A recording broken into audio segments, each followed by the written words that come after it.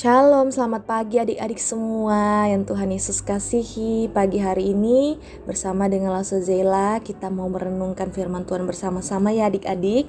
Namun sebelum kita merenungkan firman Tuhan, mari kita berdoa terlebih dahulu. Bapa yang baik, kami bersyukur pagi hari ini Tuhan boleh memberikan kami kekuatan dan juga boleh memberikan kami nafas kehidupan. Kami di pagi hari ini akan bersama-sama membaca firman Tuhan dan merenungkan firman Tuhan. Kiranya Tuhan menolong kami semua, adik-adik juga yang ada di rumah. Kiranya firman Tuhan ini juga dapat dimengerti dan juga boleh menjadi pemimpin, penuntun di dalam kehidupan kami hari lepas hari. Terima kasih ya Tuhan, di dalam nama Tuhan Yesus kami berdoa dan bersyukur. Amin. Nah adik-adik semua, kemarin bersama Lause Ika kita sudah belajar dari Daniel pasal yang pertama. Nah hari ini kita mau lanjut lagi membahas Daniel pasal yang kedua adik-adik. Tetapi pembacaan Alkitab dari Daniel pasal 2 itu sangat panjang ya adik-adik. Jadi Lause mau fokus pada 2 ayat saja yang akan kita baca, ayat 20 dan ayat 21. Daniel pasal 2 ayat 20 sampai 21. Lause akan bacakan untuk adik-adik semua ya. Berkatalah Daniel, terpujilah nama Allah dari selama-lamanya sampai selama-lamanya, sebab daripada Dialah hikmat dan kekuatan. Dia mengubah saat dan waktu, Dia memecat raja dan mengangkat raja. Dia memberi hikmat kepada orang bijaksana dan pengetahuan kepada orang yang berpengertian. Nah adik-adik semua, perenungan kita pagi hari ini dengan satu tema bahwa Allah yang berdaulat. Nah adik-adik, dalam kisah ini diceritakan bahwa Raja Nebukadnezar sangat gelisah karena mimpinya adik-adik.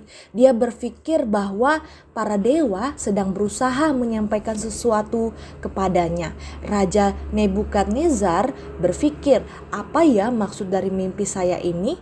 Jadi karena raja tidak tahu, akhirnya raja memanggil para peramal, orang-orang pintar untuk memberitahukan mimpi dan juga artinya. Tetapi tidak ada satupun dari peramal, orang-orang pintar, ahli sihir yang tahu apa mimpi dan juga arti dari mimpi raja.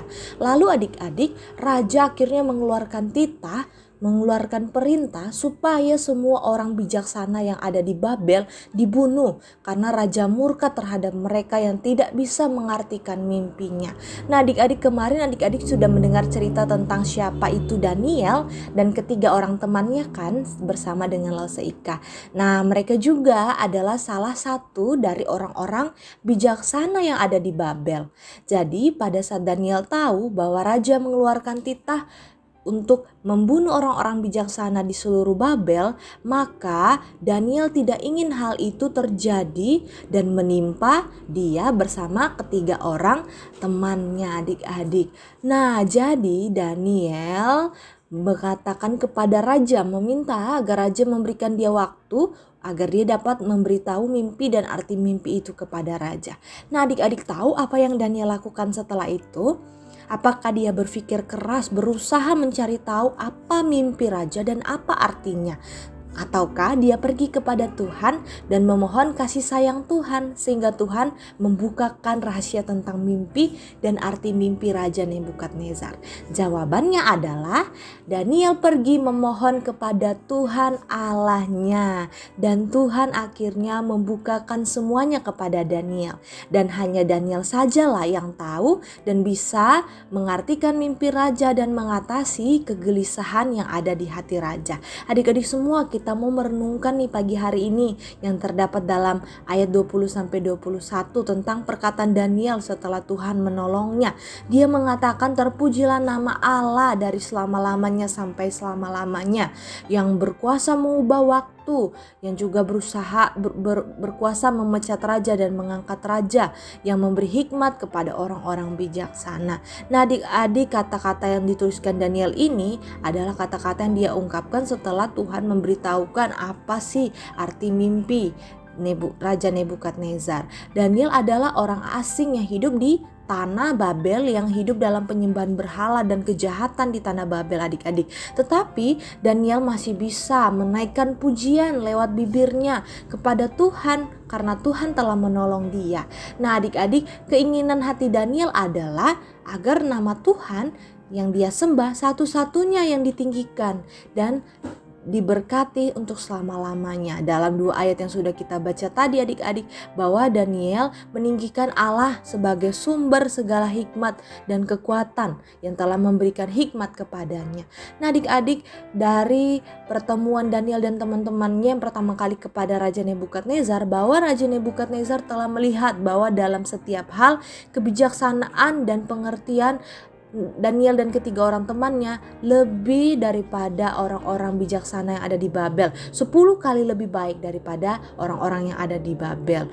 Nah adik-adik semua, Raja Nebukadnezar telah melihat semuanya ini dan pada akhirnya mengaku bahwa Tuhan yang Daniel sembah itulah Tuhan yang berkuasa lebih daripada dewa-dewa, lebih daripada ahli-ahli sihir dan semua yang berkuasa di Babel adik-adik. Dan kemudian apa adik-adik? Kalau kita boleh melihat ayat yang selanjutnya, bahwa Daniel bersama teman-temannya mendapatkan posisi yang tinggi di istana Babel karena mereka semua dapat menafsirkan dan juga tahu apa mimpi raja. Tetapi adik-adik, kalau kita lihat Raja Nebukadnezar juga pada akhirnya dia tidak lagi menyembah Tuhan karena kesombongan yang ada.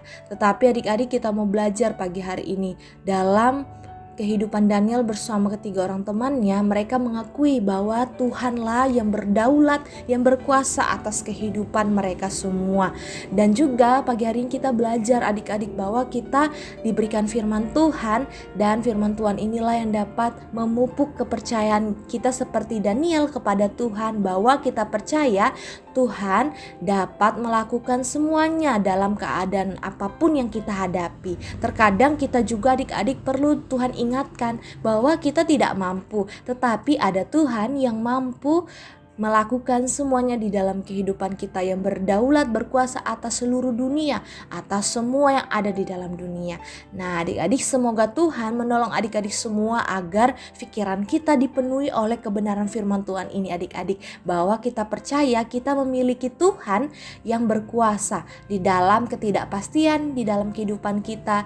Ada hari-hari yang akan kita lewati, tapi kita percaya dengan yakin bahwa kuasa Tuhan itu ada bagi kita dan akan terus menolong dan memberikan kita yang terbaik. Demikian firman Tuhan pagi hari ini. Tuhan Yesus memberkati adik-adik semua.